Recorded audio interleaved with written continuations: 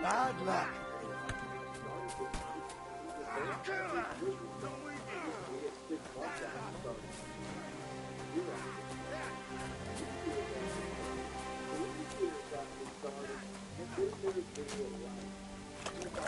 Wake up. Wake up. Where am I? Gutenberg? Shukdo? What is this place? Where am I? Huck, you. So, here we are. You have a kind master. What'll it be? What do you have for...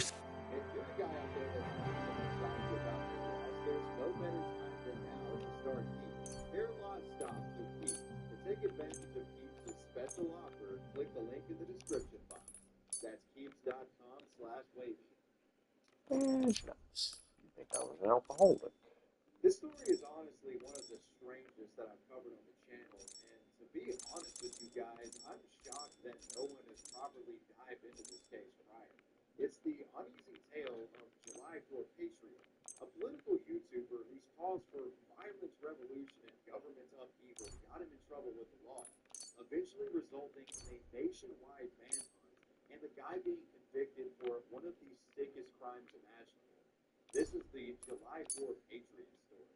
Charles Allen Dyer was once a Marine who served in the infantry. From what has been written online, Charles claims to have had dual honorable discharges. The man has also claimed to have served 1 year for the Stevens County Sheriff's Office and This is all I got, huh? What the fuck? I had all my shit back. It said that at the time he was completely in I'd like to do something about that price. Aye, I'm listening.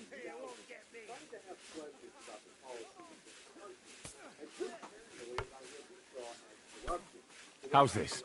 You must be from a... Aye, that's... Thanks. And have a nice day, friend. No.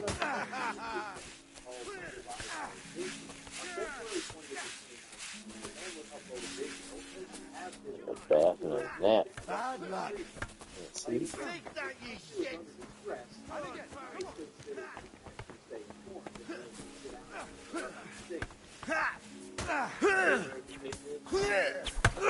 Wake nice.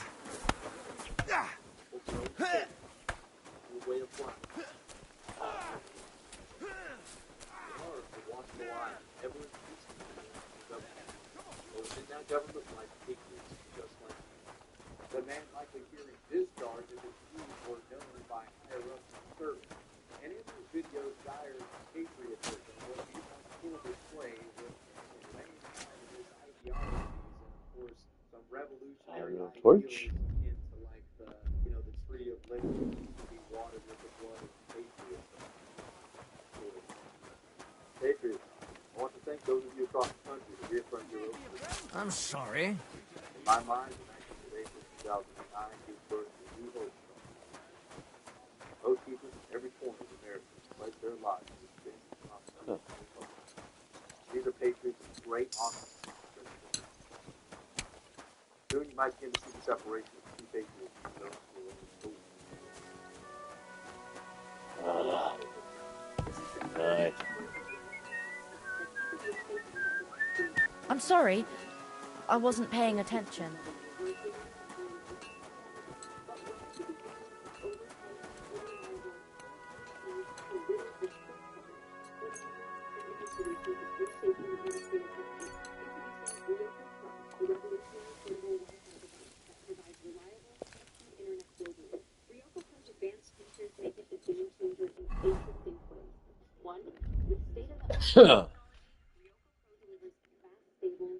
Oh.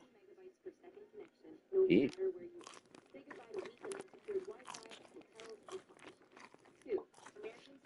Let's die of starvation. With Ryoko Pro, you can enjoy unlimited data for a fraction of that. For a one-time payment, you get fast, secure internet anywhere, anytime for half a year, free. Whether you need to stream, work, or stay connected across multiple devices, Ryoko Pro has you covered. I'm sorry. I wasn't paying attention.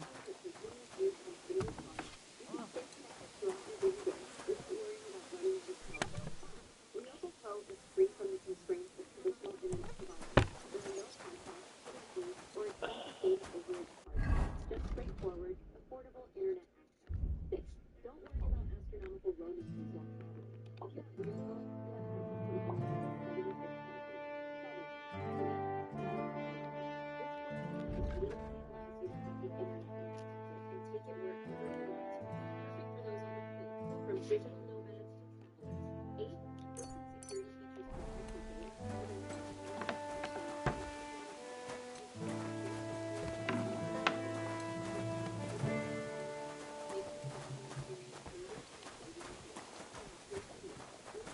What's up?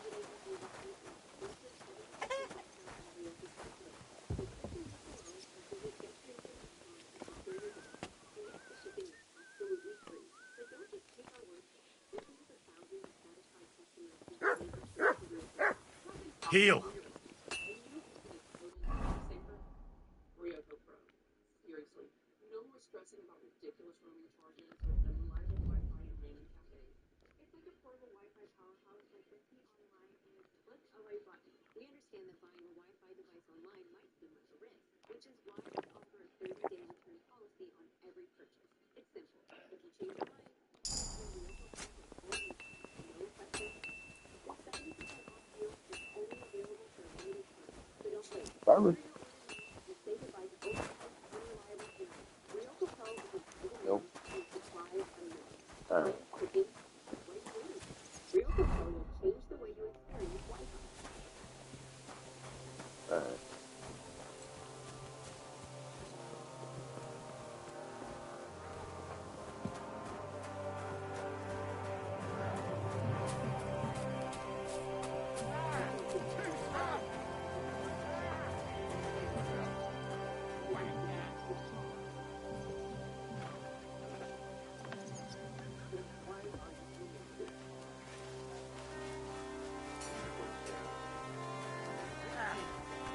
Take that. I'll be with you.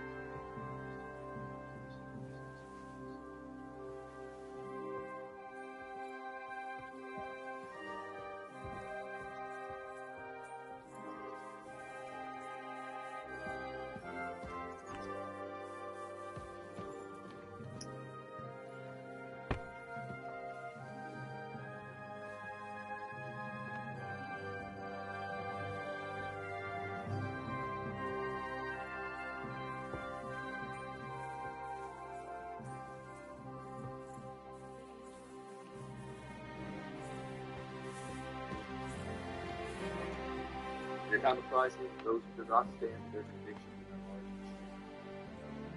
Those who stand for their convictions learn the respect and love of their neighbor. Not long after starting his online campaign, Excuse me. and with one of the most far situation that their punishment lawyers who uphold the Constitution and encourage their members to disobey orders of the government if the university encroached on the foundation of the Constitution. Guilty members were founded in March of 2009. Charges He brought to the glory of his resurrection. Speaking publicly at two-party events on behalf of the university, the man would become a notable member of the group, becoming somewhat of a representative of the Marine branch within the militia, and was treated like a liaison. What do you want? You look terrible. Videos and Tea Party Oath Keeper gatherings would How are you, dear good wife? All the better for being greeted so respectfully. But I hope my husband didn't hear you. He's terribly jealous, and he could have you whipped. He's the captain here, you know.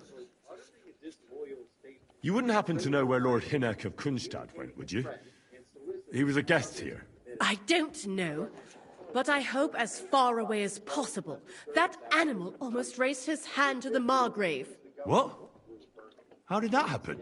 A respectable woman doesn't talk about that kind of thing. But if it hadn't been for my husband, he'd have been at his throat, believe you me.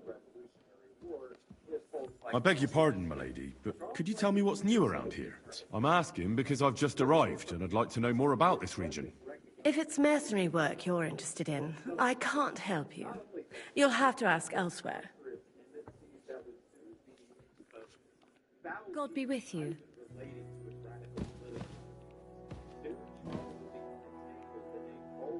The angel of the Lord declared unto Mary, and she conceived of the Holy Spirit. Hail Mary. And Mary said, Behold, I am the handmaid of the Lord. Be it done unto me according to thy word. Hail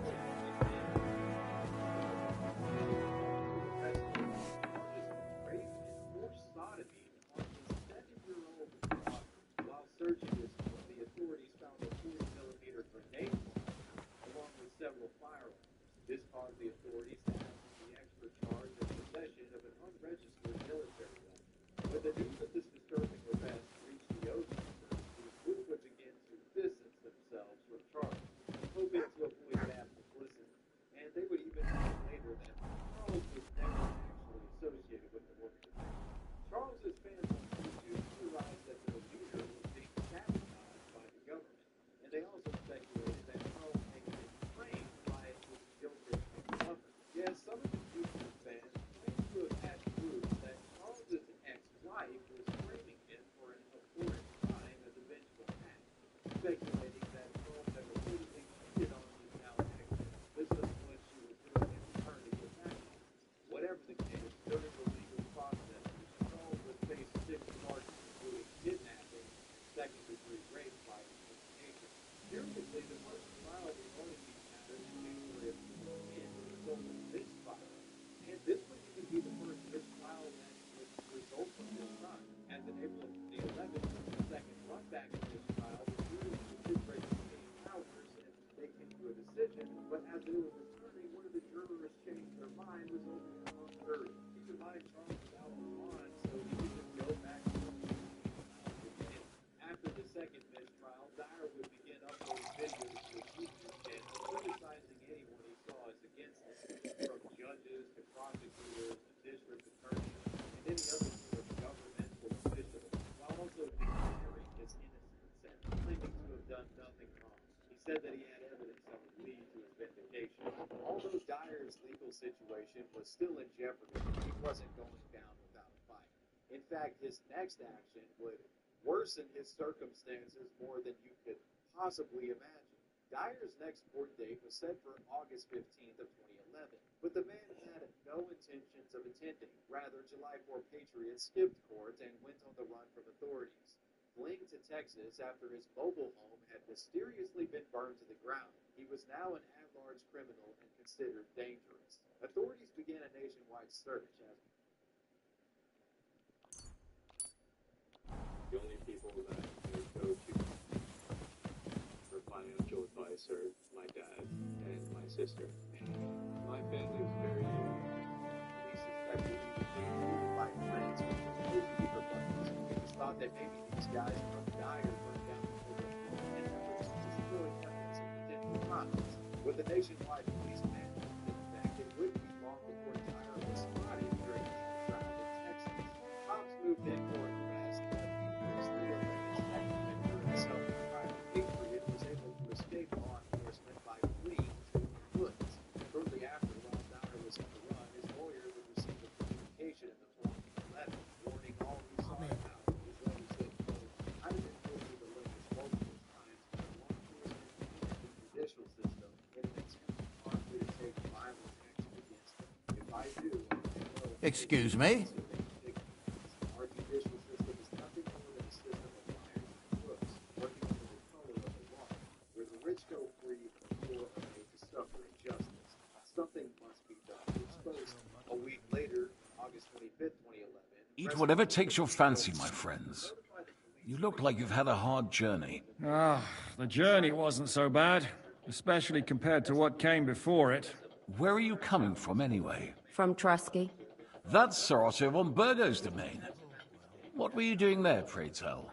We were in a castle cellar, talking to an old acquaintance. My God, how did that happen?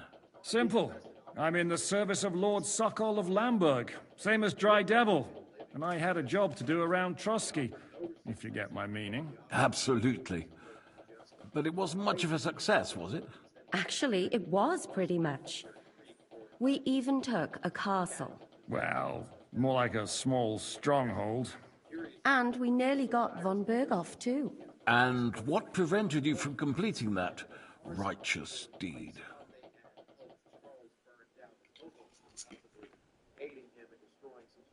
Markvart von Aulis. I know that name. He's the commander of the Prague militia. Exactly. And they came with him. But why would the Praguers send forces to Trusky? Ah, but they didn't, sir. They weren't sent to Trusky, but here. They just stopped off to visit von Berghoff because he was in a tight situation, and they took him along with them. Here? To my fortress? Christ almighty. Not just here, but everywhere where King Wenceslas still has supporters. And that's also one of the reasons why we're here. We came to warn you. It seems Sigismund's run out of patience. He's going to break the truce and finish off the rebellion while he still has time. So he's convened all his followers in Kuttenberg with von Berghoff and von Orlitz in the lead. It's just a matter of time before the battles begin. We've got to secure the fortress quickly, stock up on supplies, reinforce the guard and drill the troops. But I'm grateful to you, friends. Wait here. I'll have the best wine I have brought to you. Bring that red from Burgundy right away. You might want to save some for Jobst. I'll gladly risk his displeasure for this occasion. It seems we both have the same opinion of Jobst, eh? Well, that is, I wouldn't dream of disrespecting the Margrave. Where do you know him from? I don't really know him as such. We merely know each other due to my original trade. Yes, I've heard of you. They say you used to be, well... Yes, a bandit. It's no secret, sir. King Wenceslas even put a price on my head once. And Catherine here, she... I'm sure that's of no interest to the noble gentleman. And anyway, if anyone knows Jobst well, it's Henry here. You two are quite on friendly terms, aren't you? Well, we only met once, in fact. When he came to see Lord Hanush in Rattay. Anyway, we're straying a little from the point. As I said, one of the reasons we came here is to warn you. And the other reason goes by the name of Hinek, the Dry Devil. Where is he? Well, he was here for a while, at my invitation. Was here? So he's gone? Where did he go? I couldn't say. He didn't part quite on the best of terms. That's quite normal for him. Don't take it to heart, sir. I had no issue with him. It's more about Margrave Jobst. When he met Hinek, he was somewhat disturbed. Disturbed? Why? Well, let's say, after an exchange of opinions, they agreed it would be best if they saw as little of each other as possible. I'm sure if you're interested in the details, the Margrave will explain it to you himself. I'd be very surprised. What was Dry Devil doing here, anyway? Waging war, if you can call it that. He ambushed 3 of Sigismund's supply caravans and a troop of Cumans in these parts alone. It made me a little nervous. If anyone found out he was hiding out here... in the end, it was Jobst himself who sorted it out. He told Hinek he had to stop because he was interfering with his plans.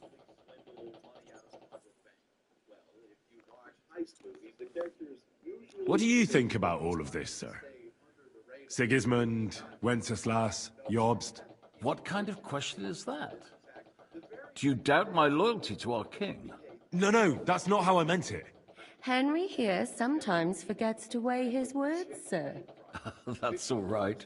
To be frank, we all know that King Wenceslas isn't the great man his father Charles was. But that is the way of the world. History is full of kings who didn't know how to wear the crown. The blood running in their veins is more important than what's in their heads. He's not a capable ruler. What of it? In my opinion, kingship is above all a guarantee of divine peace. A sovereign's greatest asset is his legitimacy. But what if the sovereign is truly bad? If he's mad, say? I'll put it this way. Nobody lives forever, lad. Least of all bad kings. Isn't that right, sir?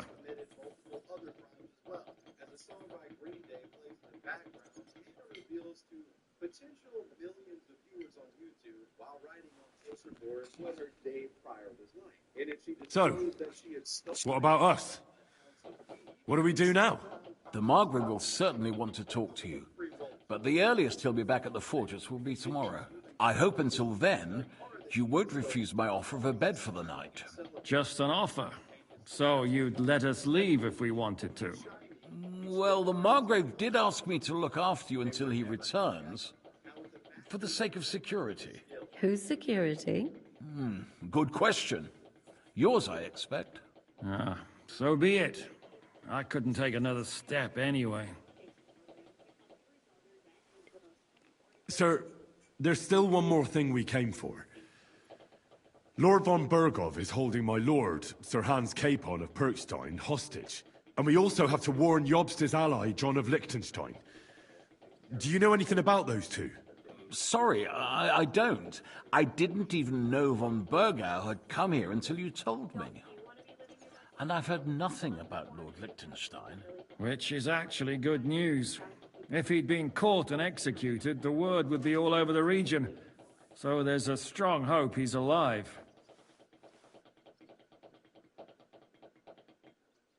Thank you for the warm welcome, Lord Pisek. It's the least I could do, lad.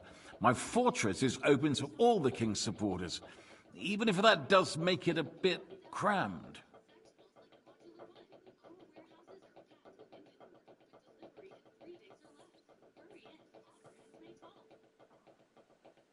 As one of the Green Day songs transitions to another Green Day track called Minority, and would then divulge more details about the robbery itself, basically spilling out her entire plan of action and how she pulled off the heist.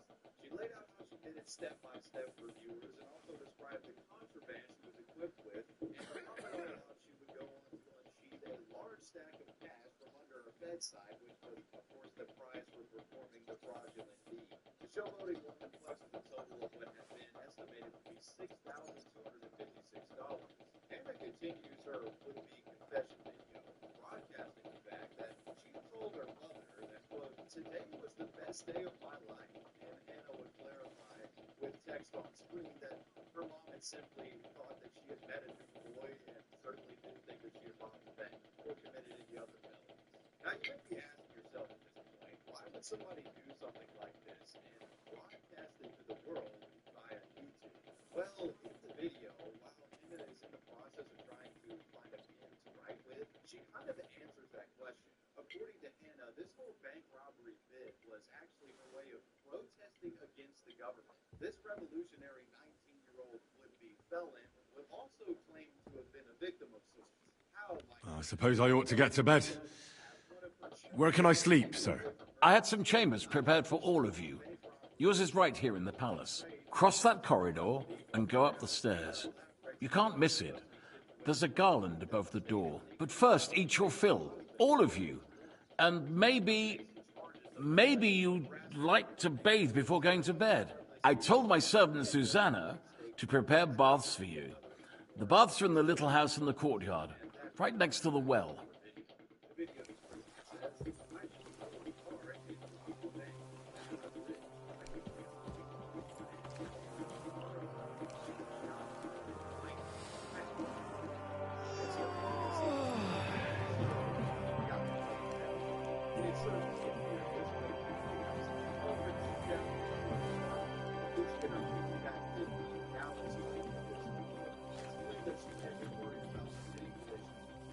Check the description box.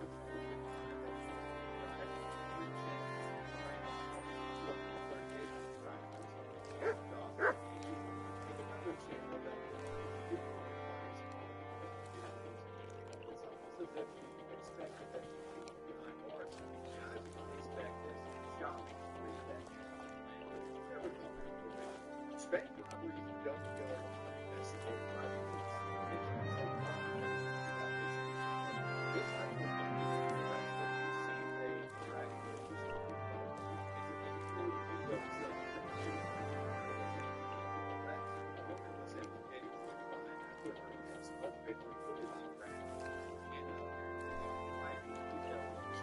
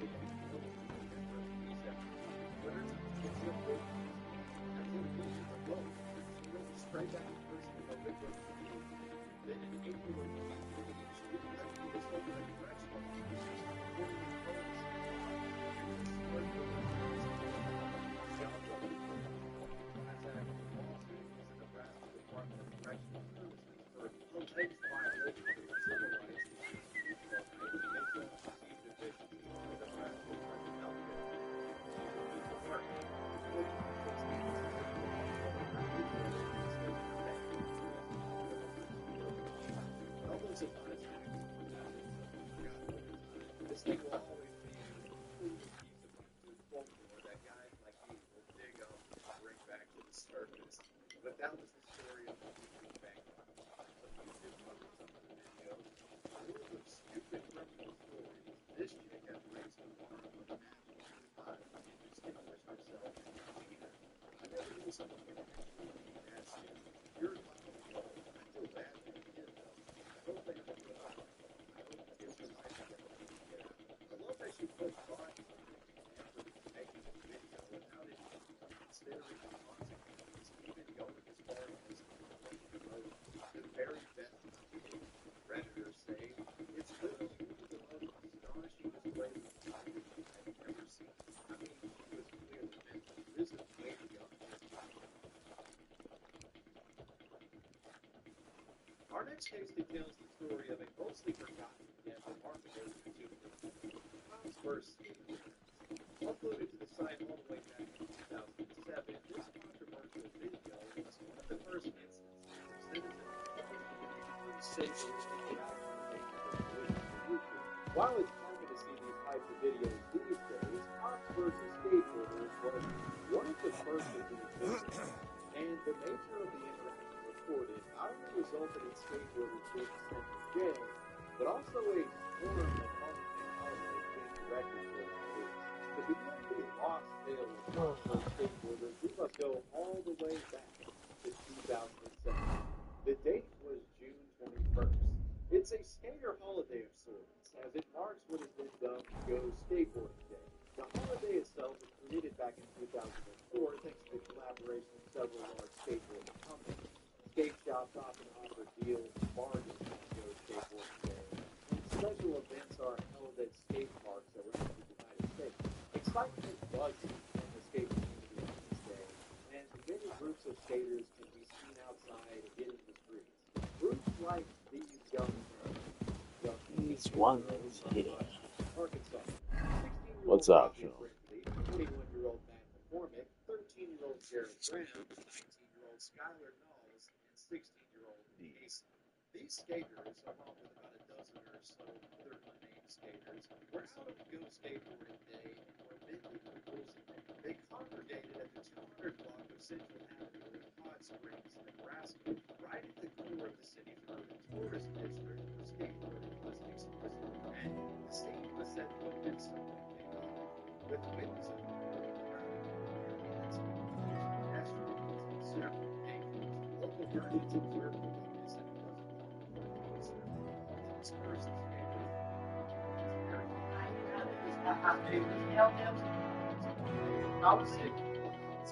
By the email, and I would tell him to leave Japan. Why?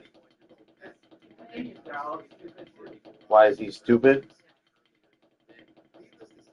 Still has to be convinced. Well, I mean, yeah, it's not something you can just believe. Why would anybody just believe it? Why would anybody just believe it because you told them? Or, well, not everybody's just looking into chemtrails, Mom. I mean, maybe they don't have time to do that. They were doing something else. I mean, you can only get so far. Maybe in 5 years he'll understand it. Oh, okay. I know you get everything right away. Right.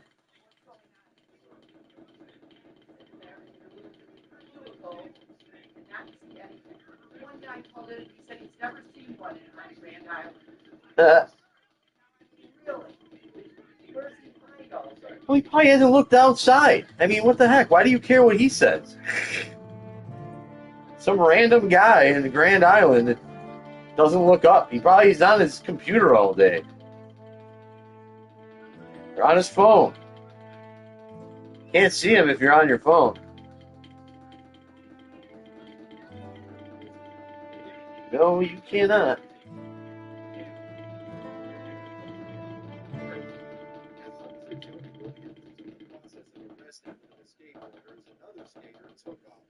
I mean, seriously, what do you want? The skater gets away and the flustered officer returns, escalating the physicality of the altercation. Grabbing a hold of a younger female skateboarder after she refused to sit down.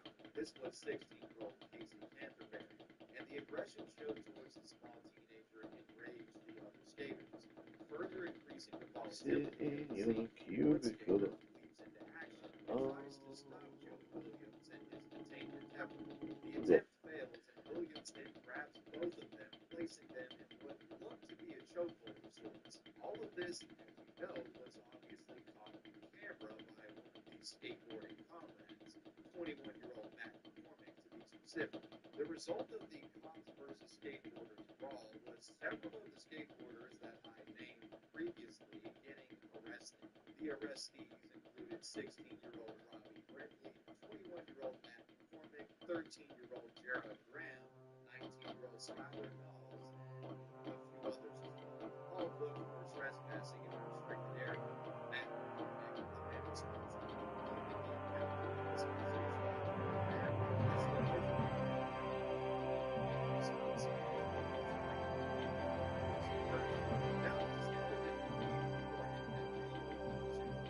versus skateboarders brawl, nothing more than a bit of weekly news that was the talk of the town.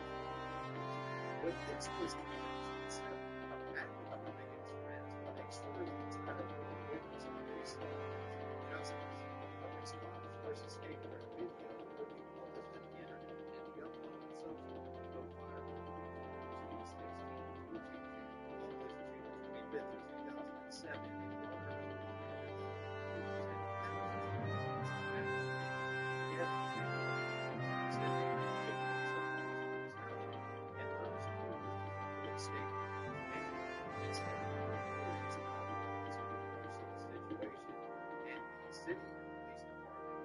Surrounding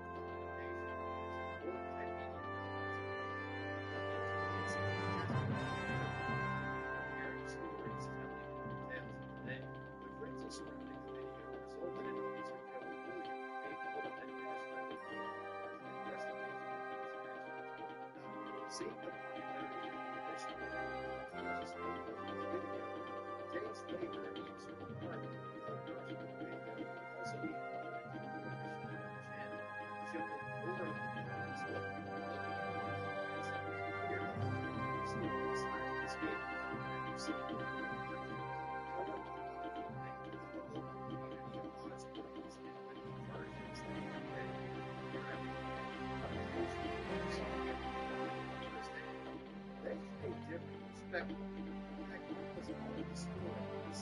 Stop that.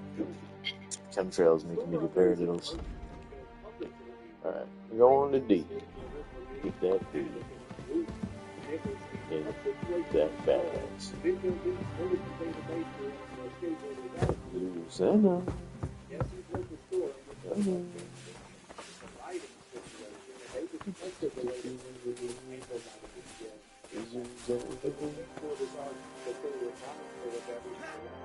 What can I do for you? Fucking hell.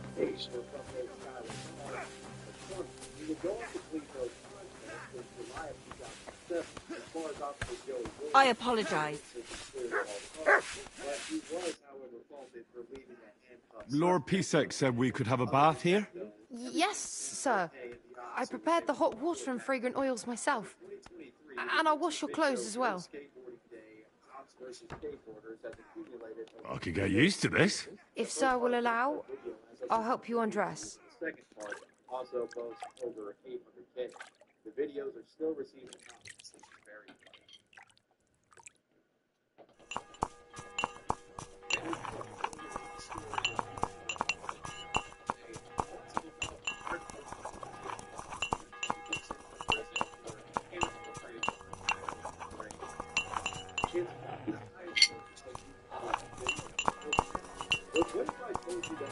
I apologize. Hey, blacksmith, you guys. Did you hear about that bailiff? No, I don't.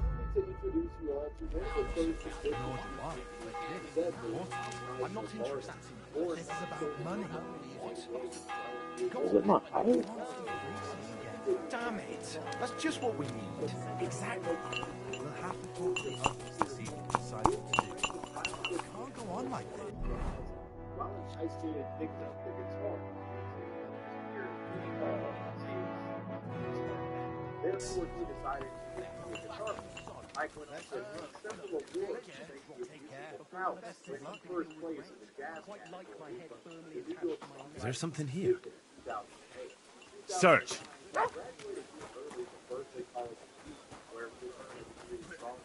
While in school, Michael began to upload his homework assignments to his YouTube channel called My Lombardo. Alone together in a dark tour van on a cold night in St. Louis, Jason Monday turned to me and said, Mike, you play songs on YouTube and you make announcements, but you should be funny. So stick this in your pipe and smoke it, Mr. Jason. No fun day. In an old Reddit AMA, the movie stated that Lombardo being featured by fellow YouTube musician Michael Buckley is what got the ball rolling for his YouTube channel, kicking off his rise in terms of views and subscribers. As his YouTube channel gained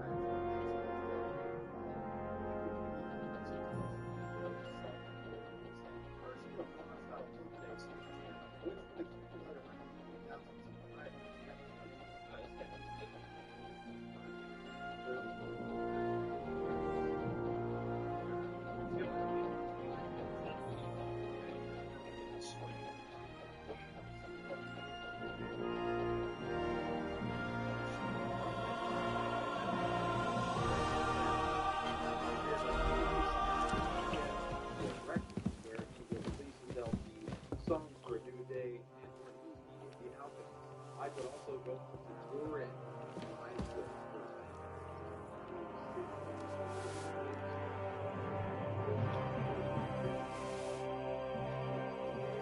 Good luck.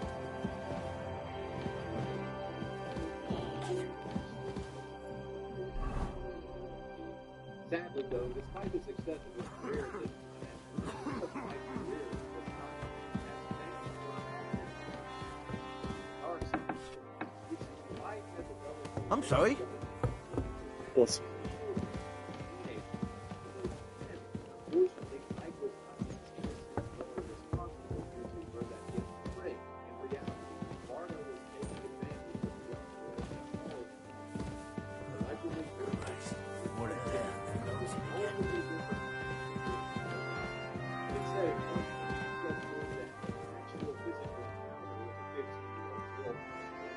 This would mean his investigation and the FBI would partake in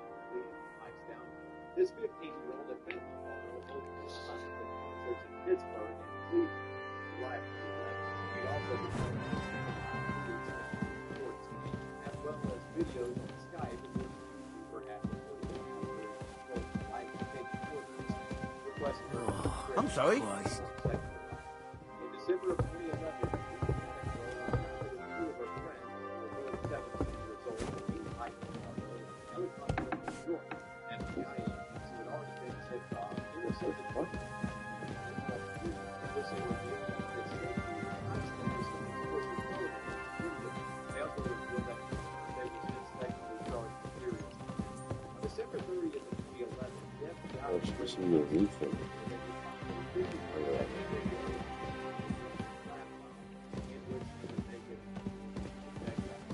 there was also a text message What that? another 16-year-old girl to relieve her That's not it. the girl herself might have was not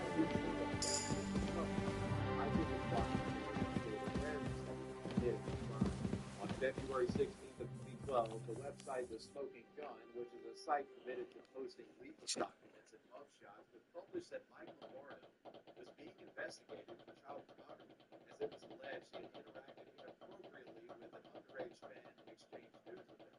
A few days after the article was published on the website, Lombardo's record company had removed his music from their website and disengaged all association with the musician, as they felt that it wouldn't be appropriate to keep an alleged pedo on their record. On July 20th, 2012, a complaint was filed in the United States District Court of the Northern District of New York, alleging that there were 4 counts of CP-related crimes committed by Mike. Mike would be arrested several days later on July 25th, 2012. So you got your revenge? 5 days later, Mike was facing a maximum sentence of 20 years.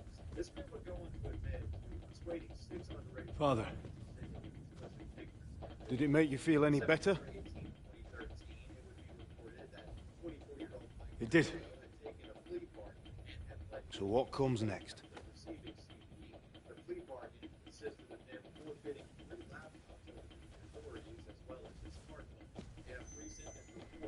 Mark von Aulitz is next. Then von Berghoff.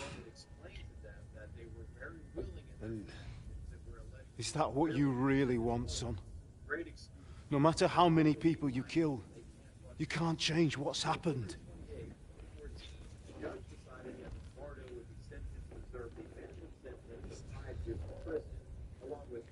It's what I want. Are you sure, Henry? Mike was released from prison on August 16th of 2018, and since this, I haven't been able to find any sort of activity from the guy online. But then again, I'm not surprised. What's happening? Why are you waking me up? You again? Yes, the Margrave is calling for you, sir. You and the other gent. You mean Zizka? I suppose. I don't know what his name is, but he's waiting down in the courtyard. I'm just on my way to tend to his wounds. And what about Catherine? That's the good wife who arrived with you? I don't know. I think I saw her with our captain. Ugh.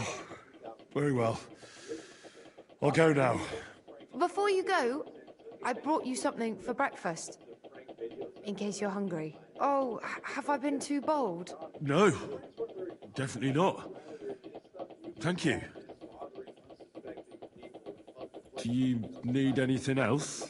No, sir. So, why are you standing here? You haven't dismissed me, sir. I'm not a nobleman. You don't have to stand on ceremony with me. I do, since you're a guest of the Margrave, sir. May I leave? I? That is... yes, of course. Thank you, sir.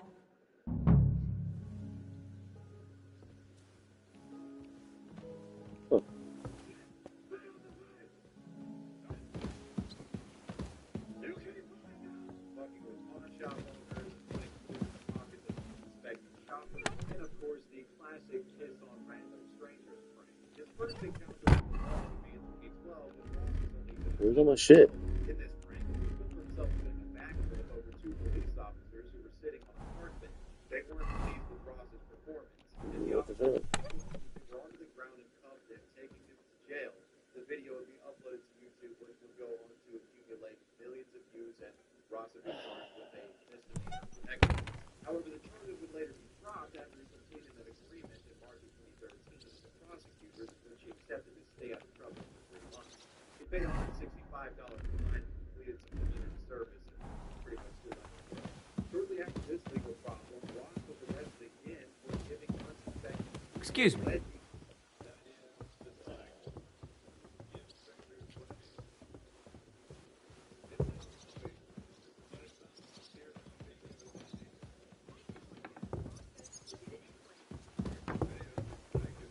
Resulting in him getting a misdemeanor battery charge. Within that same year of 2013, in St. Petersburg, Ross had run onto the field of a Tampa Bay Rays game, which he had So, in the courtyard. Ross was held in jail for 2 days over the VCF game under the bell. In the courtyard. In the courtyard. Careful!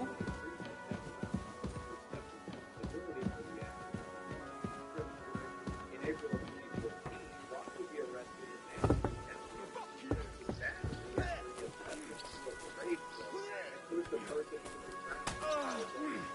You see, meine Dame, we aren't idle here. My men train like that every day. Hello, the Worth Henry of Skalitz. I'm just holding a discussion with the captain here about his desolate fortress. That's not how I'd put it. In the end, as mein Großvater said, the strength of a castle is measured by its garrison.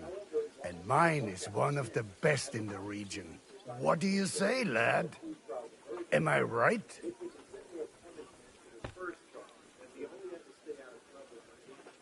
Aye. I have to admit, the soldiers here look pretty fearsome. I wouldn't want to come up against them in battle. I get the feeling you'd run instead of facing them, though. Hey?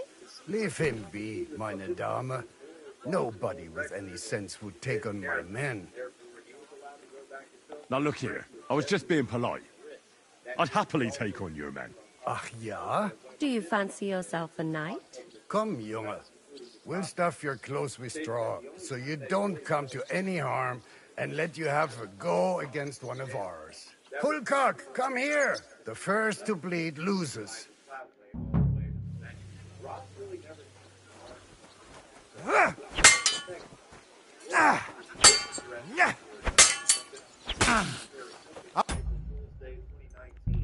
Ross donned an officer's uniform and began writing tickets to unsuspecting strangers. One of these victims was a woman with 2 Screw that. I wasn't prepared. But the woman knew better and would later alert the real police about this. What was I going to do? Reportedly, Ross would tell her that it was just a prank and then turn away from her and walk away. But with That will save it. Big shit.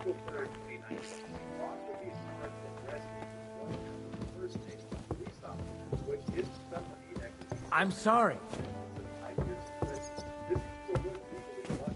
I apologize. Again, squeaking by without a prison. Within the last few years, Ross has made the deal to do short form content like YouTube, Twitter, and Facebook. You see, meine Dame, we aren't idle. Channels. He's not as active as he once was. It appears his legal is Here. My man train like that every day. Admirable. But that was the story of one of YouTube's earliest pranks to arrest. Ross created. A somewhat recurring trend that I've seen over the years online are employees getting in trouble for kitchen antics recorded on YouTube. You know these videos with workers perpetrating some well, they basically get fired. It becomes a national story. You see, meine Dame, we aren't idle. Hello? That's not how. What do you say? Well, your grandfather was right. A castle with a weak garrison is no good for anything. But your men, I'd say the girls from our village would do a better job of defending the place. What did you say? Why don't you show us how it's done, then? Sure, if it'd make you happy. Show us what you're made of, my knight. Come, Junge. We'll stuff your pullcock. The first to bleed.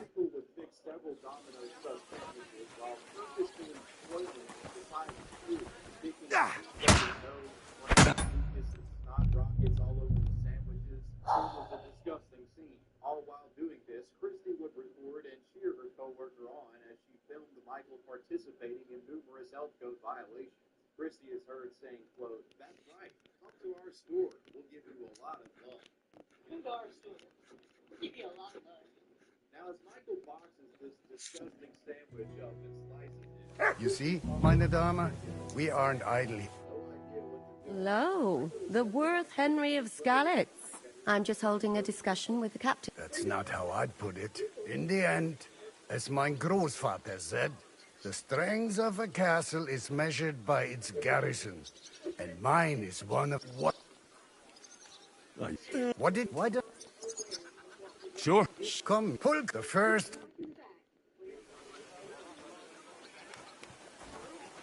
Yeah. Ah, come on.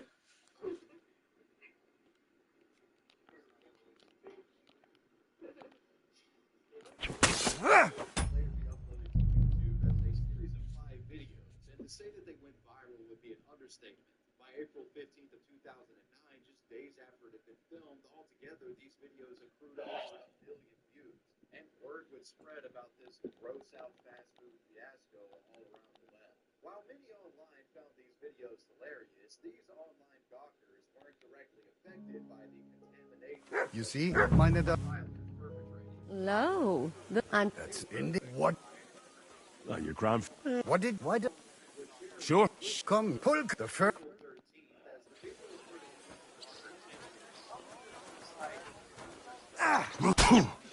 Damn it. Conducting their own version of an internet sleuth-like investigation, finding clues within the videos, aiming to pick out distinct patterns or layouts that they could trace back to find the location of these defilers. You know, a tactic similar to what the 4chan guys did for Burger King foot lettuce. Now, while I'm unable to ascertain exactly how the fuck they did this, internet sleuths managed to narrow down the exact store. You see, meine Dame, we... Lo, That's in the... What do you... Why don't... Sure. Come, pull the first...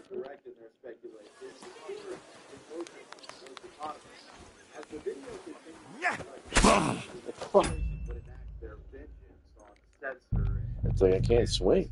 The two had been busted and were promptly questioned by Domino's. This troublemaking pair claimed that the defiled sandwiches were never delivered and that the videos were just a bit of fun, with them claiming that they never intended to serve any of the food that they fucked up. Domino's, of course, wasn't having this explanation, and they immediately fired both of them from their establishment. You see, meine Dame? Lo, That's in what? Why don't... I'll be glad to. I have to find this... You should... I saw you...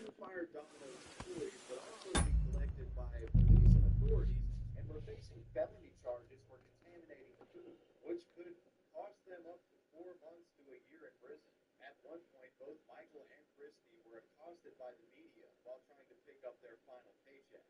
A visiting Domino's executive quickly hands Hammond her $352 paycheck. Always work when you've been working in town with checks. Do you feel like you deserve this, honey? You see, meine Dame, we aren't idle here. My man trained like that. Lo, the worth Henry of Skalitz. I'm just holding a discussion. That's not how I... In the end, what do you say, lad? Am I right? Your grandfather was right. I'd say the girls from our village would do a better... What did you say? Why don't... Sure. Come, Junge. Pull the first to...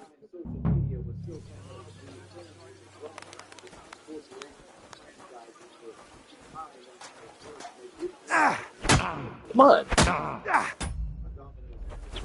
Take that.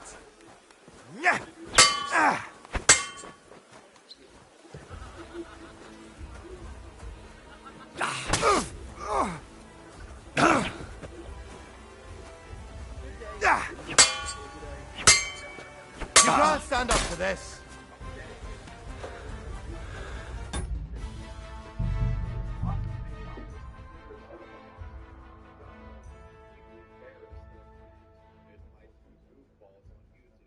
Sales of the Domino's franchise in the Conover area dropped 50%.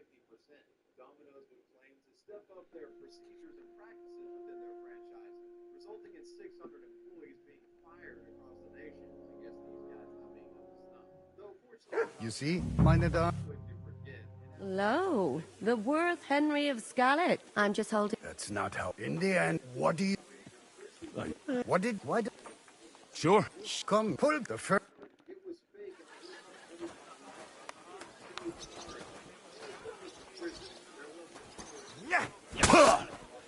Am I not allowed to do the master strike anymore, or what? What? What sword am I using? Against a 14-year-old girl and pled guilty in 2008 to misdemeanor sexual battery. Anyways, the Domino's Defilers video would eventually be removed from YouTube due to a copyright claim, and the legacy of this incident has now been mostly lost to time. You see, meine Dame. Lo, I'm. That's in the. You're... What? Sure. Come, pull the first.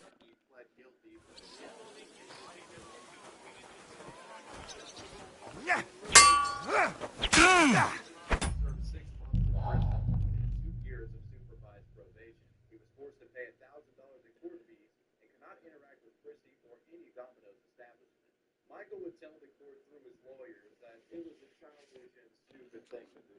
And although the food I need a torch. never sent out, making a video was probably a bad idea. On November 19th of 2010, Christie pled guilty and her sentence was reduced. You see, meine Dame, we are an.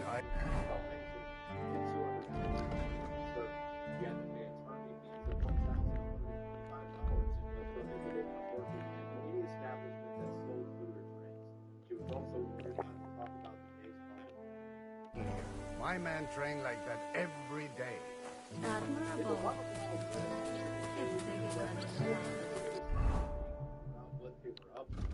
This extended to the rest of YouTube as well. Many foolishly uploading videos of themselves committing crimes.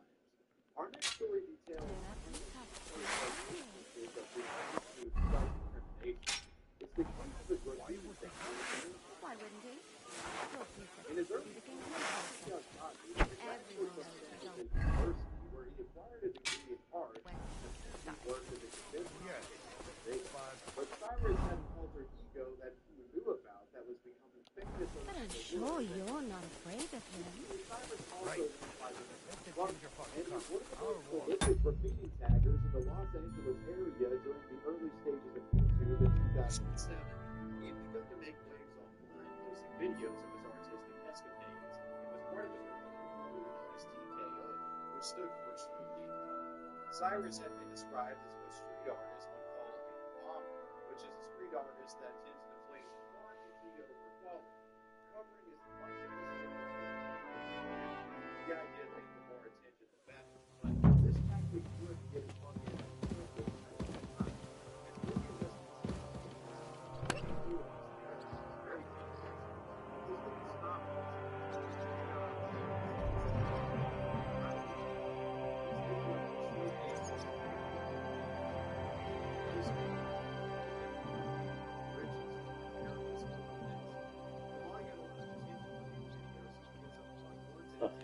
This is all my shit here.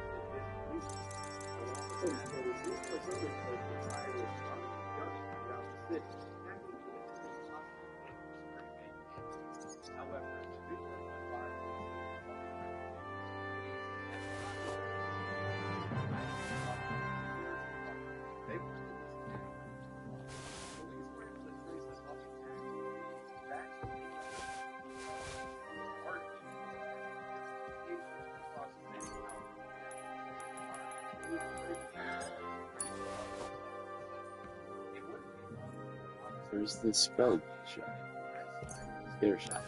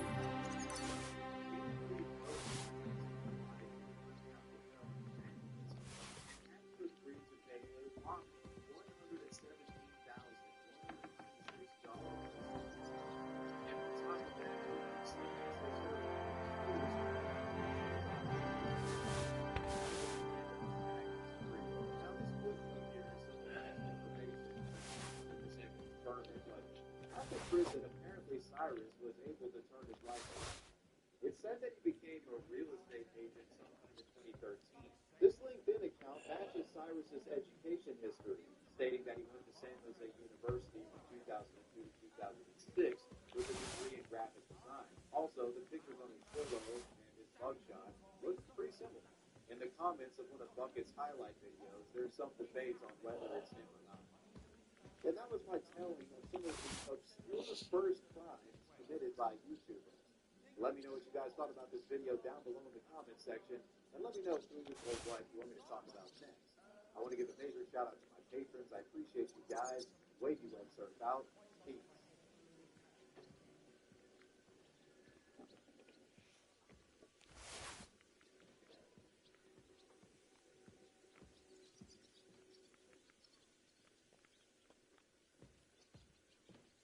Ring security cameras have bestowed the internet with some of the most bizarre viral videos out there. From Flintstones, chaotic neighborhood activity to chilling nighttime visits by unknown figures. It's unbelievable what's being caught in these devices. Screen recording terminal motives with amusements of there are some fake videos that have far more serious implications.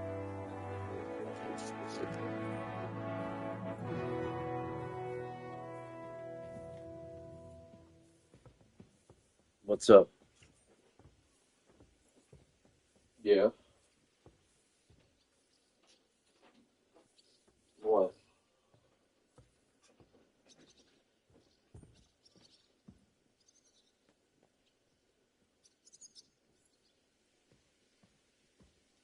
Nah, really. I don't usually touch it after I count it. I think I would have told them that. I mean, you usually don't. Once it's counted and you have it marked down, you don't really want to change it unless there's like really something like you need fives or something, right? No. Well, yeah, if you got big, it's just common sense shit. What difference does it make what I said? Yeah, I did it the other night. I changed it. It's marked on there that I changed it. Like obviously, if you get to the deposit and there's a shitload of fives, you have to. But like you don't want to do it often.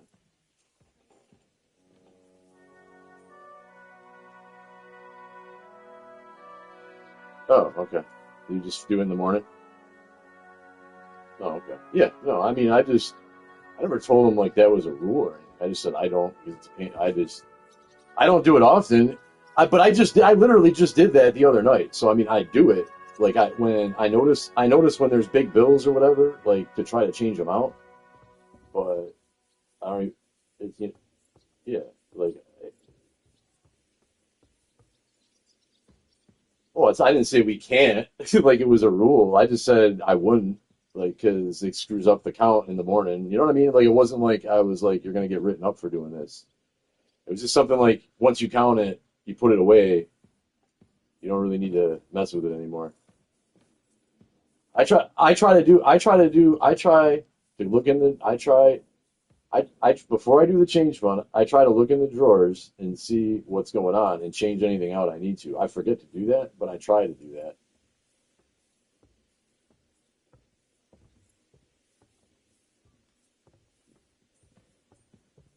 right. Yeah, right. And that,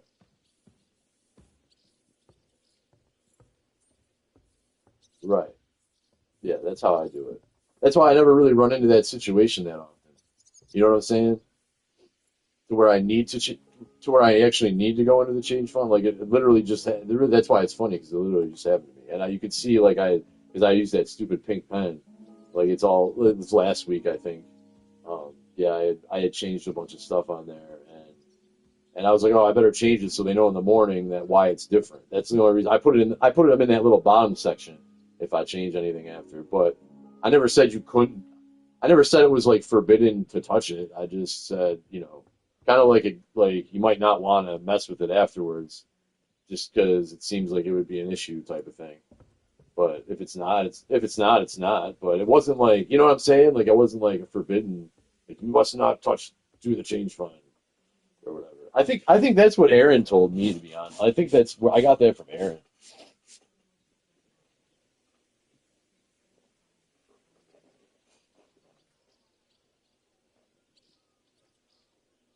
Right.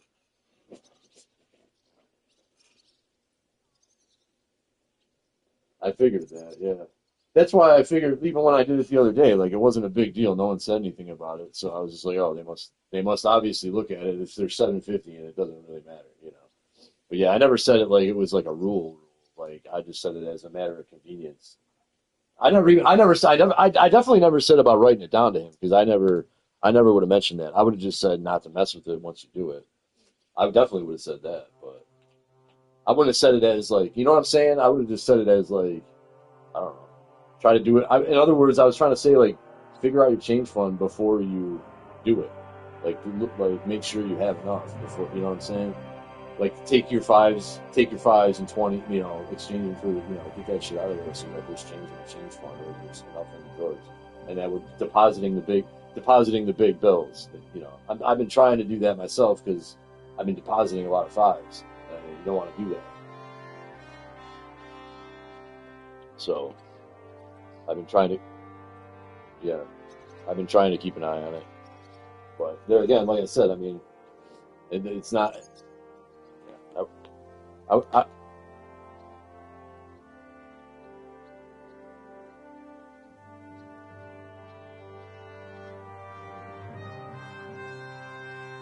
right, right.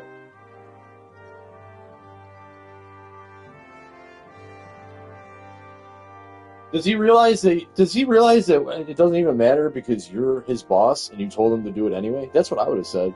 Like what does it matter what I said 2 months ago? I don't remember what I told him 2 months ago. It's just I definitely would have never portrayed it as like a rule, like it's something you have to obey. I know that because I don't do it. I don't know. I just, like I said, I just did it last week. And the only thing I do differently is I write it down. I don't see no harm in writing it down, even though you don't have to write it down. You know what I'm saying? Like I just like to cover my right. So like, oh, the part underneath where I wrote, yeah, yeah, yeah. I normally don't even do that. I normally don't even do that. But the reason I did it that night last week was because there was like two or three different things I had to change, and it was all messed up. And I was like, oh, it was like fives, 20s, and ones. I had to change them all because there was a mistake or something on them, or one of the drawers had no pennies in it. Because that's the reason I got in the habit of that. Because Anthony gets in the habit of, especially like after 8 o'clock, he don't really come up to me and ask me to like do a pickup or anything. So because it's so close to closing, and I'm like, yeah, I get it. But then sometimes I'll get his drawer and I'm like, dude, you got 2 pennies, like, and then I got to go to the change fund and just grab $1 worth out. I do that all the time. You know what I mean? If I thought it was a problem, I wouldn't be doing it. You know what I mean? So yeah, I just thought that was common sense. I didn't, like I said, it like, you don't want to mess with it. You want to mess with things as little as possible. So like, I try to do it beforehand. If I can't, I just do it usually. Yeah, like I said, the only reason I wrote it down last week is because there was like 2 or 3 things I had pulled out and put in. If anything, it was for my own keeping track in my own head. But you know what I'm saying? Like you're trying to get out of there. You know, I got Bill yapping in my ear. You know, whatever. So it's like I was just probably writing it down, but yeah, I don't normally do it that way. I just like you said, like common sense. Obviously, if there's 750 on the change fund in the morning, that's what matters.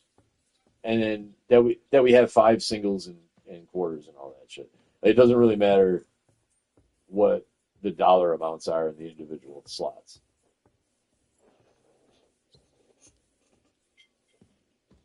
It was weird. I was worried I didn't hear from you today. I was like, oh, I was like, I wonder if they're plotting on me or something. And nobody from work is texting me today. It must be, oh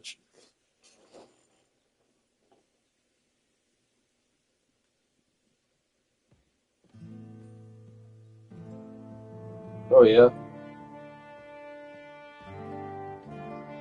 sweet to do the CBLs.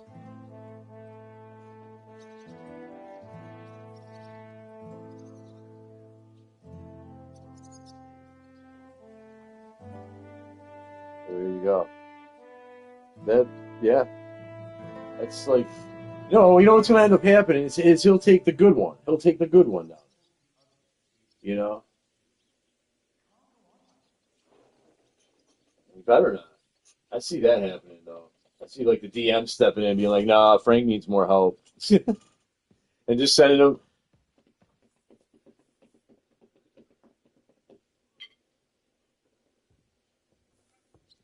right. I know. I know. Oh well. Yeah. Oh, I know. That's crazy. I thought about that the other day actually. When I was putting the paper towels away in the bathrooms and stuff. I was like, oh yeah. Um, and then and then I went in the men's room and it was all trash. And I'm like, I don't know if it's customers that go in there. I know customers are bad in the bathrooms too, so whatever. But yeah, but yeah, that'll be nice to not have just one there, right? You're the only one. Yeah,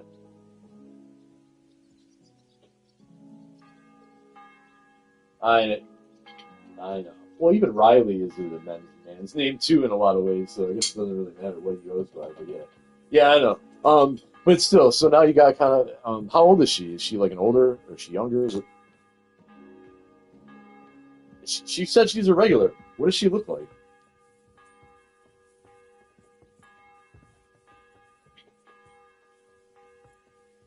Is she like in her 30s or 40s? Yeah, I know who she is.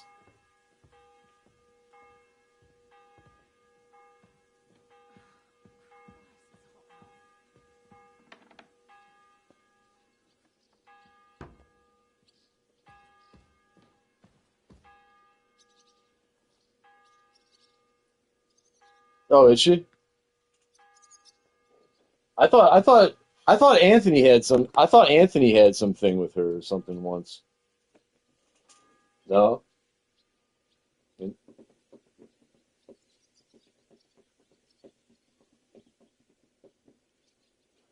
What's that? Well, I don't know. There's a bunch that come in that he's like, oh yeah, I took her out on a date once or whatever. So I don't know which one. I don't know. I could be confusing. There's so many with him. He's a player. So, all right. Well, yeah, I don't know. We'll see what happens, I guess. But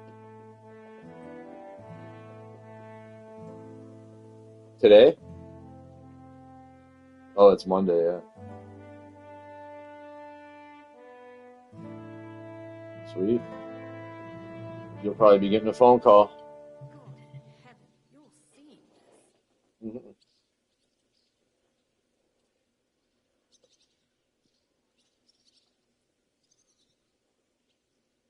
Oh, about the $100?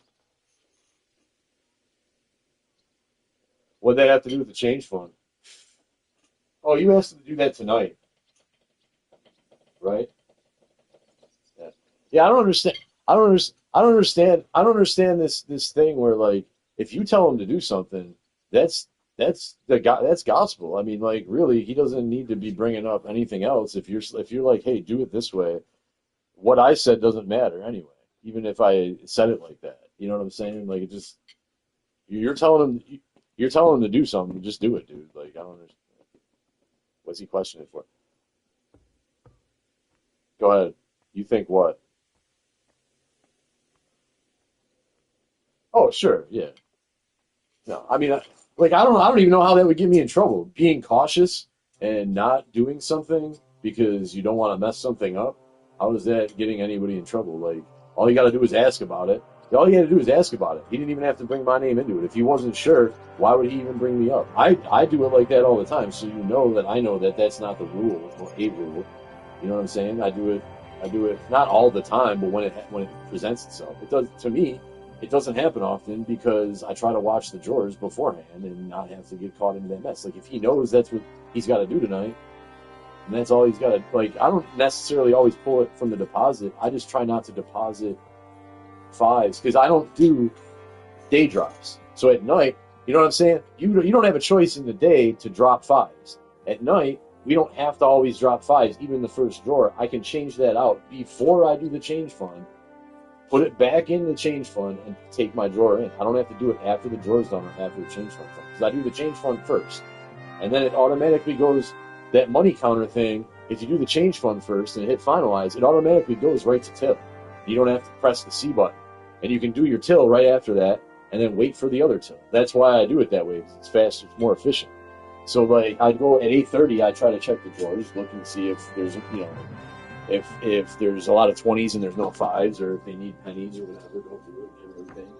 But if it's in the deposit for the day shift and you don't know, yeah, you gotta take those fives out. Like, just exchange them, and yeah, I don't change the change fund for that. But like I said, unless that other night where it was multiple things and I was trying to keep track of it, which essentially has nothing.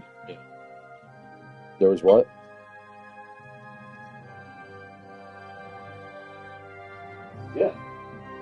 Yeah, that's what I'm saying.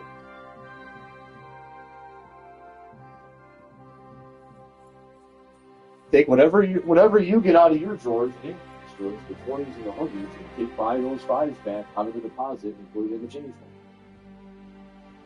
Yeah, and he should have said yes, I'll do that.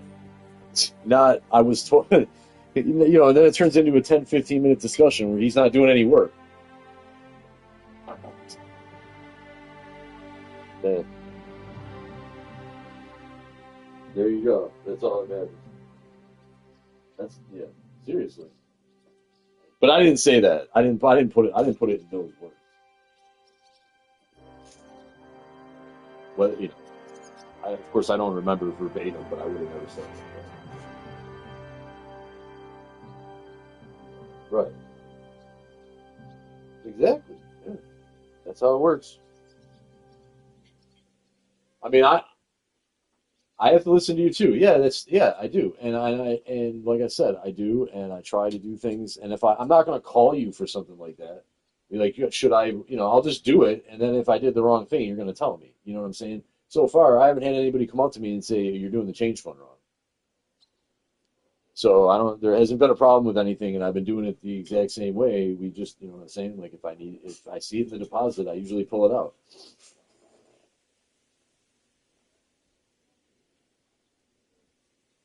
Hold on.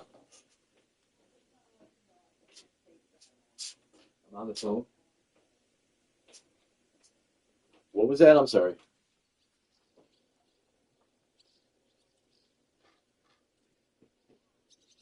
Oh, the first time I did it, that was when you gave me the change fund, and I changed all the numbers to reflect what was added to the change fund. That was the first time. The first time I actually did it to reflect closing was last week. I've never written them down, like when I've closed and had to change stuff out. I've never did that besides last week because I got confused, and you know what I'm saying?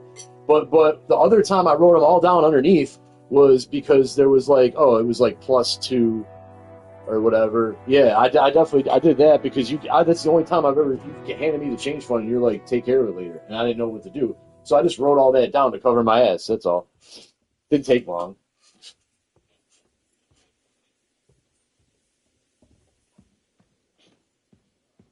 Yeah. Oh, okay. That saves me a step. I mean, not like I ever get to do it that often because one of you goes to the bank.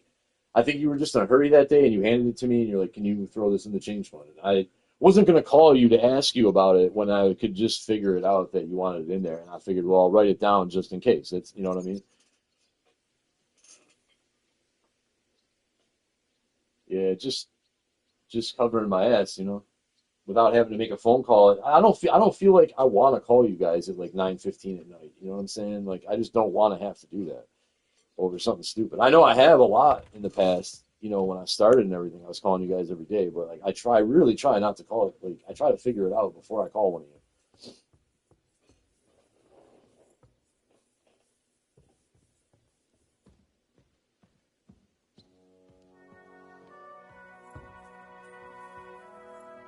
Yeah. Oh, right. But yeah. Usually if and it doesn't happen that often, but if there's something wrong with the deposit, it's usually been, or if there's a big shortage or whatever in one of the drawers, it's usually been in the deposit or has something to do with the change fund, or he always figures it out. But I always either leave him a note or I'll call him because most times I find it. You know what I'm saying? Most times it's like it got stuck behind the stupid thing in the safe or whatever, or you know. The other night I thought Bill was $100 short because I didn't submit my drawer. And so I didn't submit my drawer, and so I was working in my drawer, and I put his total in, and I'm like, oh, it's $100 short. So I started looking all over the place, whatever, and blah blah blah. And I'm like, how did he do? And then I looked at it, I'm like, how did he do $300 cash? Because we weren't that busy. And I'm like, wait a minute, that's the exact same total I had. And then I went back, I'm like, oh shit, I never, because as soon as I do, like I said, I do the change fund, then I do my drawer, and then I do like I'll bring the soil in from outside or whatever, or find something to do for the 10 minutes that we're open, and then I'll go back in. And sometimes I'll have to just leave the screen. I forget to hit submit or whatever, and that's what happened. And then we got behind for some reason at like 9 o'clock. There was a customer that waited till like 9 o'clock to cash out or whatever, and I'm like, oh shit! So I was in a hurry. And I never submitted it. I just started doing Bill's drawer. Um, Yep. And then I just did it over my drawer, and it came out $100 short. And that's funny. He was free because he freaks out. He freaks out when his drawer's short, which I mean, especially when it's something like that. But I always tell him like, "Oh, you're 1 penny over or whatever," just so that they know where they stand and all that. And so I always let whoever I'm working with know what their shortage and over is. So that's why I was like, "Oh, it's $100." So we were really looking, like we were trying to take the drawers apart, and then I went back in the office. Because Bill's like sometimes because I don't know why. Like, well, I guess you're supposed to put the big bills underneath, but I always put them on the left. Yeah, I mean, how many big bills do you get before you need to pick up anyway? Like once you get 100 up, so it's like I don't whatever. He puts them underneath, which I feel is dangerous of him if it flying away or underneath that little tray up inside there. I don't know because he said like an old district manager took one of them drawers apart and found like 40, $60 in there or something. So yeah.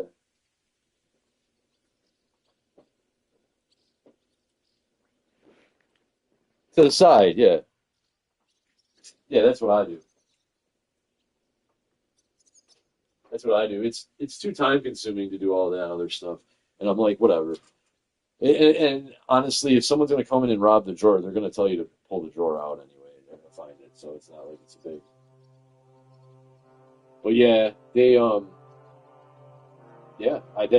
Other than that, like, shortages, I usually do call if it's something if it's like over $10. But I don't really get that. Yeah, and usually the last time it was really short, the last time it was short, I did call Jeremy and he's like, "Oh, he's like there was a lot of chaos and when he was working with Bill before I got there and he had gotten like two different kinds of change for Bill from the change fund and there was extra money in the change fund. I ended up finding it or whatever. We found it. It's like it's usually something stupid. It's usually something I did stupid or whatever. Yeah, like just think sometimes it's like something as stupid as leaving money in the money counter because you get distracted doing something else and you just forget. Anyway, yeah, no. So for the record, no, I never would have said it like that, but I would have just, I don't know. I just apply common sense to the common sense shit.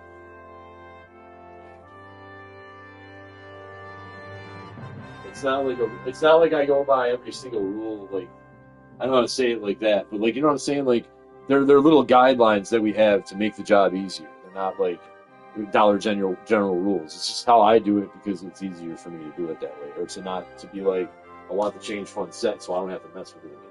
You know what I'm saying? So like, that's just my mentality. But obviously, I do it. I just throw money out. I do this. I just like doing it first, having it done over with. So I don't know. I'm sure he'll figure something else to blame me for. He's so offended about boxes that is getting thrown at his feet or whatever. Like, man, I hope they fire me for that. I'll put that on my next resume.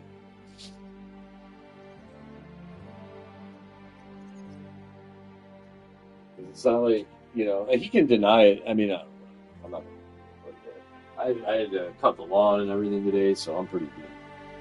Ready for that already.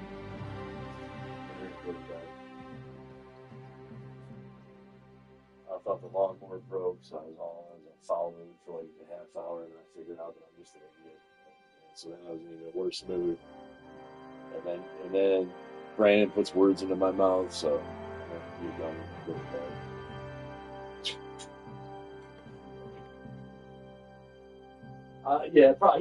Probably trying to make. I mean, it doesn't. Either way, I don't know. It makes me sound dumb, I guess. But I mean, I'm still just saying. The whole message is just to cover your ass. Make sure if you do something, I write it down just to cover myself. You don't have to. Whatever. I don't know. I can't. Everything he does, I can't be the excuse for it. Because I mean, it's just like even with me saying Aaron told me that. Like, I know he did mention something like that, but I think he put it the same way. Like, it's just a pain in the ass. You might as well do it beforehand so you don't have to do it when you're trying to leave at 9:15. Like that kind of mentality. Because Aaron had that. He always wanted to be out of there like by 9:15. In fact, it took me so long to learn how to close because you'd always be like, "We're gonna let you close tomorrow because I want to get out of here." I was like, "All right." So that's why I ended up having. That's probably why I ended up doing more day shifts than Brandon did because you guys had me there like learning more during the day. Either way, I still liked Aaron and I liked working with him. Definitely compared. I wish we could get him back, even if it was just part time. What did you talk to him? Is he doing okay? Is he working?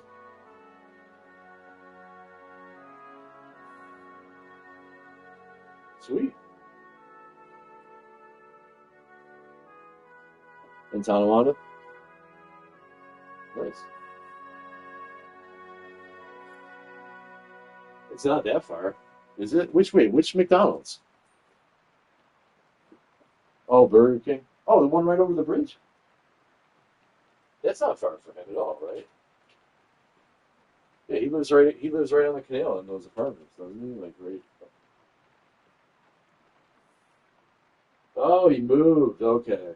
I was wondering. Okay, because that would have been close for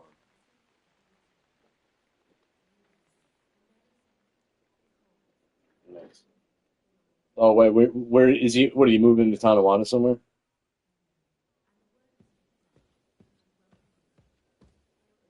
Oh, well, that's not too bad. All right. Well, I'm gonna get eaten here and go to sleep. So enjoy the rest of your night. I'll see you tomorrow. What time are you in tomorrow? Are you off? 6 a.m. Nice. Well, I will see you at 1 or 2. I don't know what time I'm working. Probably 2 or 4. Who knows? Or never. Maybe they'll fire me. You're there till 3? All right. Well, I'll see you tomorrow. Hopefully these two don't kill each other tonight. All right. Till 3. Sounds good.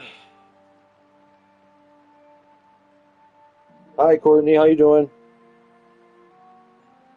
That's good. You guys, where are you guys off to? You guys driving around? Nice. Jamie's? The chair out yet?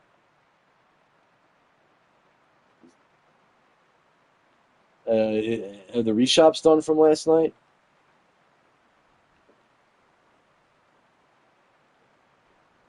No, no. When you were there earlier, were they done from last night?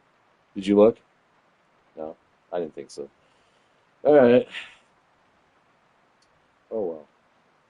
Well, when you leave, you can just see if that chair's out there. If it is, text me. I'll laugh at that. I wonder. Wait, what time did he get there today? Oh, so he doesn't get the hour lunch today. He doesn't even get a lunch today, technically. Well, he does, I guess. He's exactly 6 hours. All right. I'm gonna go eat dinner. My mom's calling. I'll... Oh, he doesn't? You have to work over 6 hours, technically. But they'll be there until they're definitely gonna be there.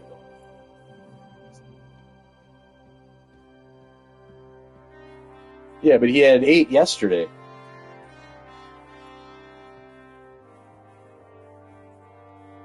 Well, I know that.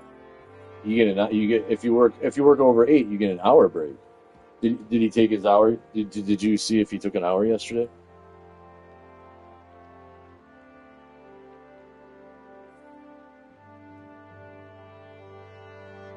Oh, okay.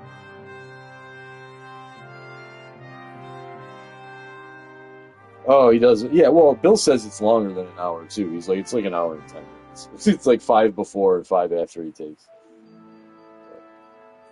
And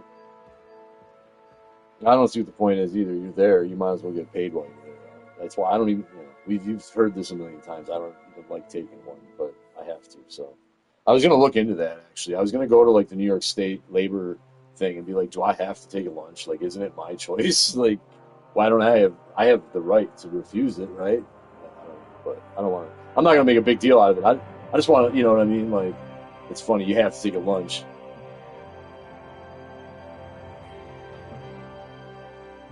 Yeah,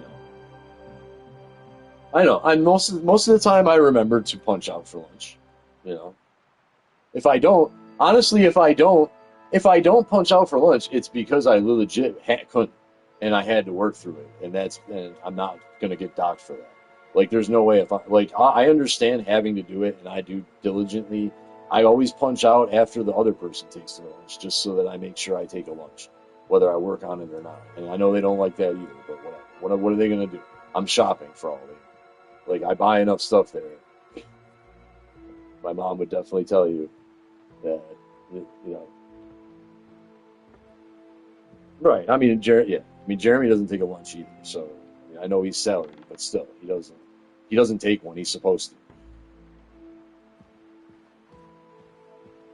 Yeah.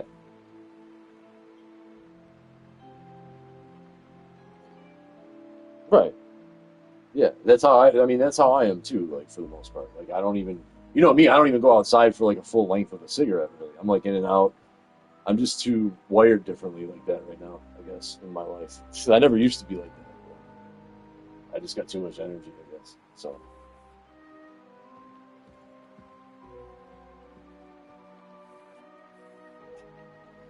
all right. Well, I gotta get going to dinner, so I will talk to you tomorrow.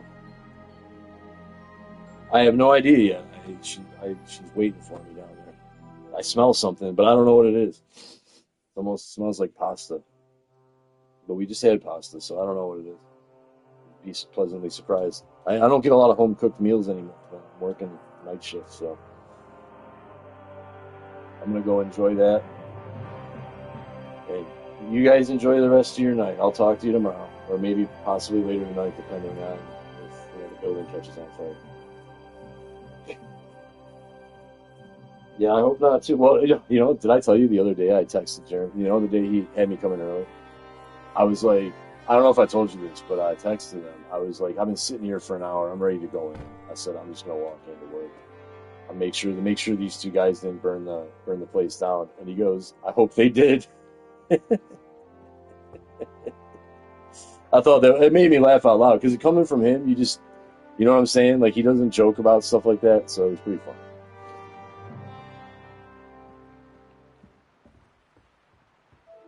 Yeah, it caught me off guard. I was laughing pretty hard at that because I was walking into work and I started reading and probably looked like a crazy person to the neighbors because I started laughing out loud. Like, that's pretty funny. But yeah, I mean, he knows when to use it.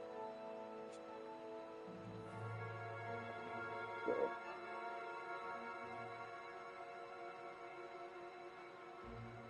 that would be nice. Yeah.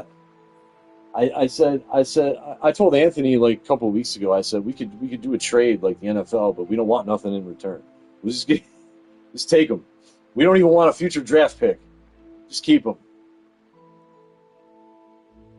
We'll trade you, Frank. Straight up. Nothing for nothing, really, is what it is. Anyway.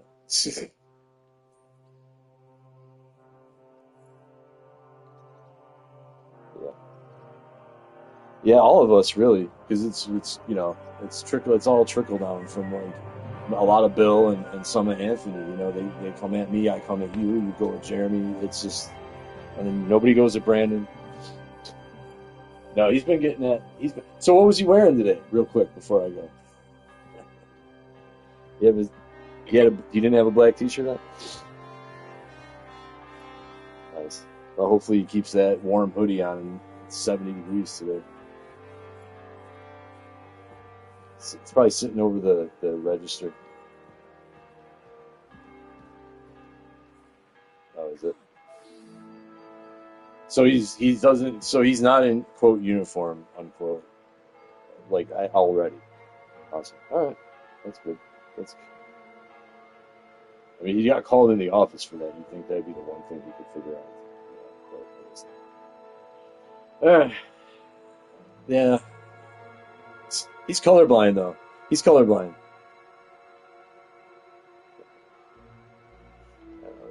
He doesn't know what kind of colorblindness he has, but he is colorblind. Yeah, I think he went like most of his life unchecked. Like nobody ever pulled his card on any of this shit. Like the Crohn's, the color. Like I don't think he's ever been asked the questions. Like, do you really have this shit? Because you don't act like a person that. Whatever. But anyway, I do it. My mom's getting very irritated. I have to go.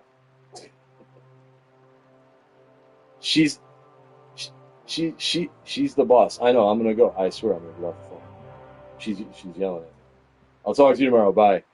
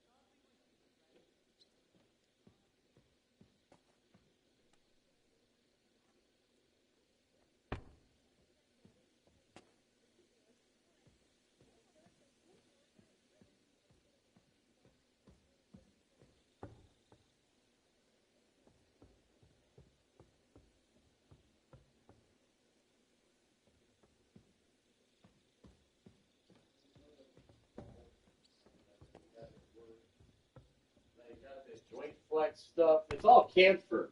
You know, it's all the same ingredients. Menthol, camphor. Like, that's why I'm like curious as to what was even in that stuff. I use them both. The Chinese stuff is like a water. It's like a liquid. So I put that on and then I put the lotion over it.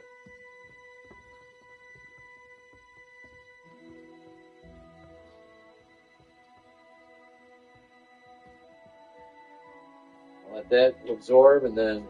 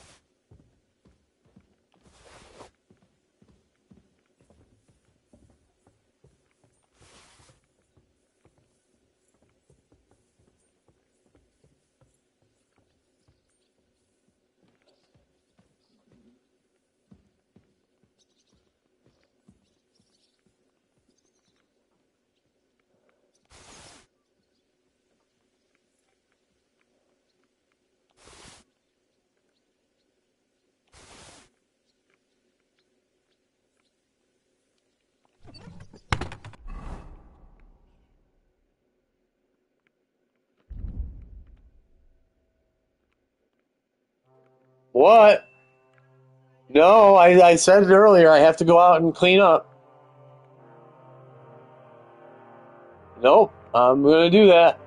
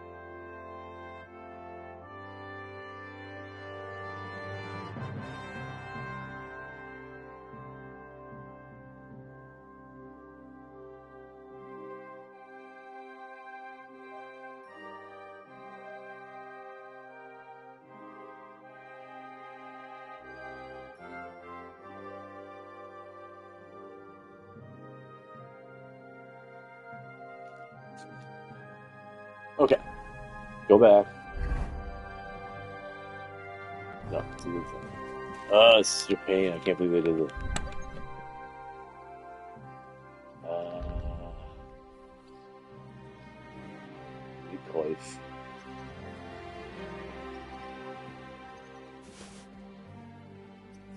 And a hood.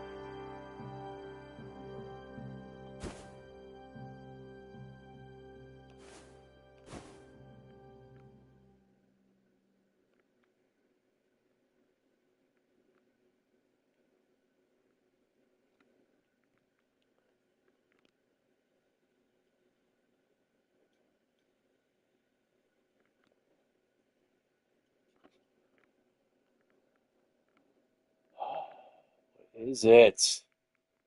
I hate this shit.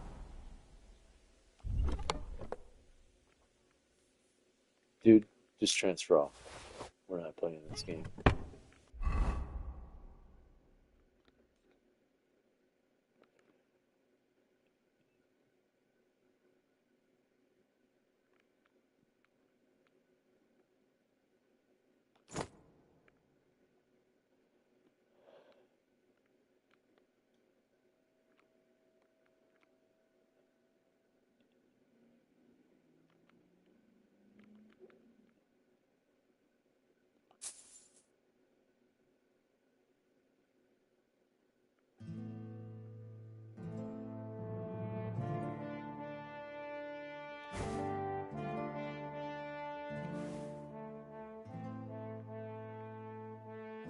Where's the hard work?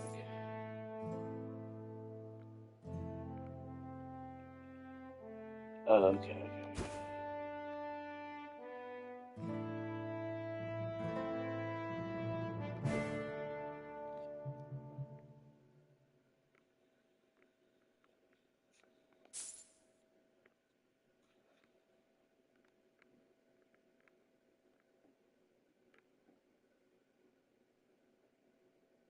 A dagger.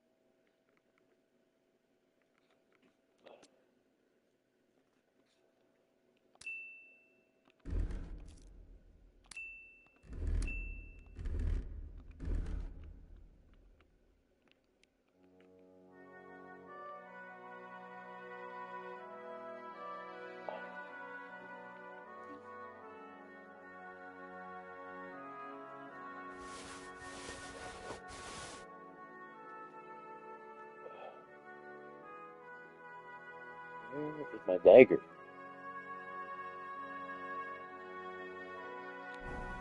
Oh, it's only on a weapon.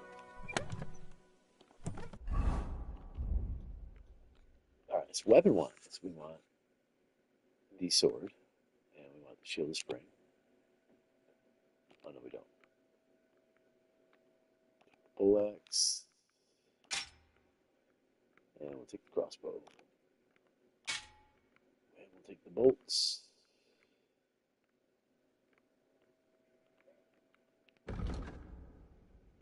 Okay. Oh.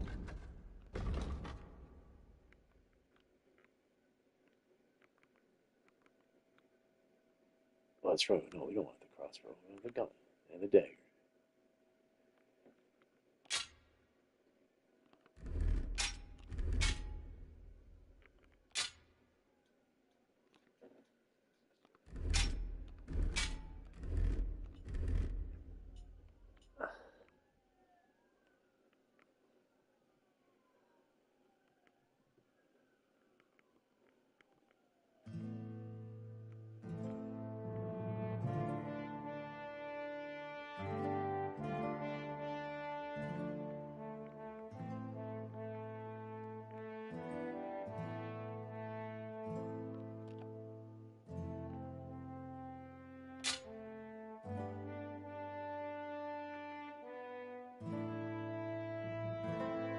Yeah.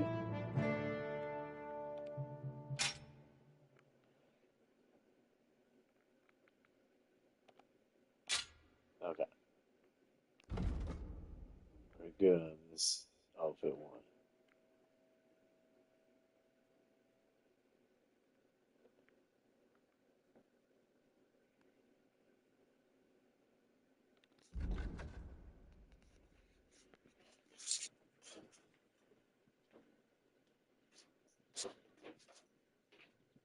Sounds like the cops went right to Dollar General.